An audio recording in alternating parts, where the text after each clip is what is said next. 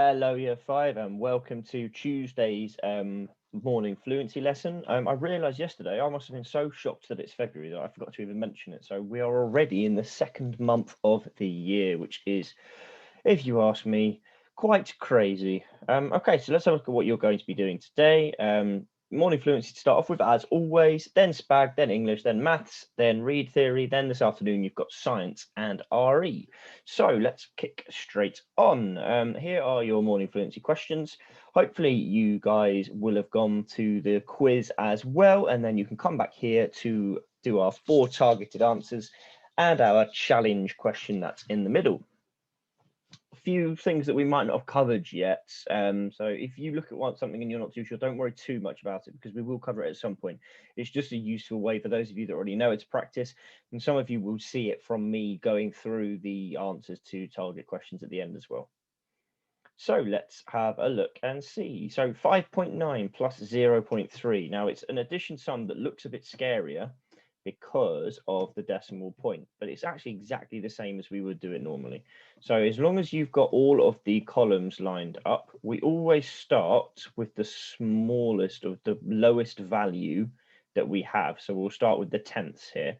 Now, the only thing that's different is that we can straight away bring the decimal point down because the decimal point when we're adding or subtracting stays in the same place. So if I put it there, 9 tenths plus 3 tenths gives me 12 tenths. I can't fit 12 in here, so I put 2 in there and I carry the 1. And then 5 ones plus 0 ones plus another 1 is 6.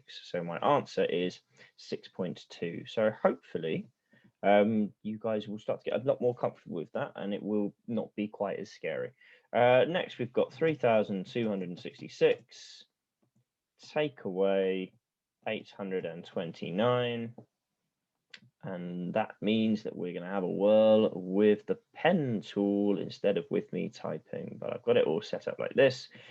6 take away 9 I can't do, so I will have to borrow from my tens, turn that into a 5, just about.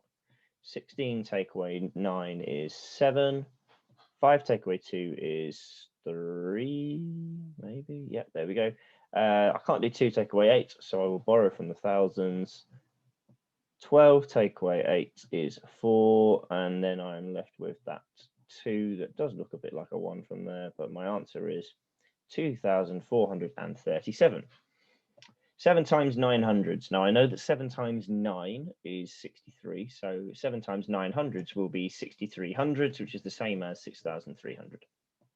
And then finally, let's use our short division method for 518 divided by 7. 7 doesn't go into 5, so the 5 gets carried across, but I can put a 0 up here. 7 goes into 51 7 times with 2 left over because that makes us 49. And then 7 goes into 28 4 times, so our answer is 74.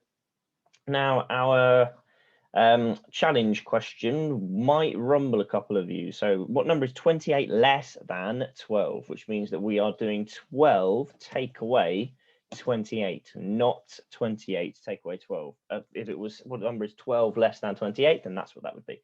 But the order of it is very important. So if I get down to 0, 12 take away 12 is 0. So if I use my bar model idea, then I've still got 16 left to take away, which means 0 take away 16 is minus 16. Hopefully that has perked you up, woken you up, got you ready for a day of learning, and enjoy this lovely Tuesday.